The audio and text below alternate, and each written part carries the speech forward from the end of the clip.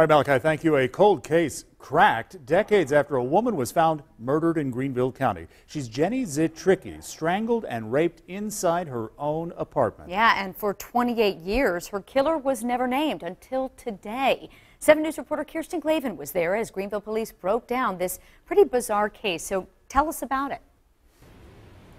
Now, this is a case that caught national attention. The investigation started in Greenville, but now we're learning the person believed to be responsible continued this brutal violence across state lines. It was April of 1990. Evidence of a gruesome murder unfolded at the Lakeside Place Apartments on Villa Road. She was a force of nature, a firecracker, a bundle of infectious energy. 28-year-old Jenny Zitricki found dead in a bathtub, the water still running. Her body showing signs of sexual assault, and the case ruled a homicide. Days turned into weeks, weeks to months, months to years. Despite our best efforts, this case went cold. Time ticked, and Zitricki's family left without answers. 28 years. 28 years. But nearly 3 decades later, a breakthrough police had hoped for.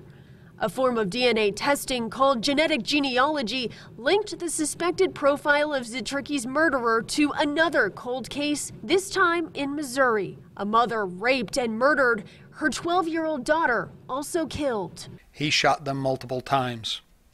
Megan was also sexually assaulted. Later that same day, another sexual assault on a young mother and her child in Tennessee. 3 cases and 1 suspect profile. Everybody kept trying and trying and trying to solve this. DNA testing proving to be the key in solving these violent crimes. On Friday, Greenville police announcing that Robert Eugene Brashers was a match. We now know that Robert Brashers was a violent serial rapist and murderer. Police say Brashers committed suicide 9 years after Zitricki's murder and exhumed his body in Arkansas for tests. Investigators also discovered he lived a short distance from each crime scene. You have traveled the long road and reached the goal. And words alone cannot express our appreciation. And the violence did not end there with Brashers. We've learned he was first arrested in 1985 in Florida for beating and shooting a woman. He was caught breaking into a woman's home 1 year before he died, armed with a gun, a camera, and other tools. And just days before he committed suicide, was found hiding under a bed in a motel, holding people hostage.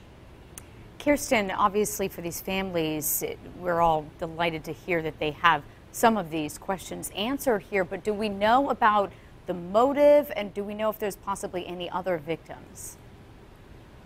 At this time, police do not believe they know of a motive other than he saw these women at different parts and different times of his life. Zitricki, for example, they believe he might have met her at a pool party at her apartment. As far as other possible victims, that is something they are looking into. They do not know of any right now, but anyone, of course, that may have run into him back then is asked to come forward and talk to police about what they might know. All right.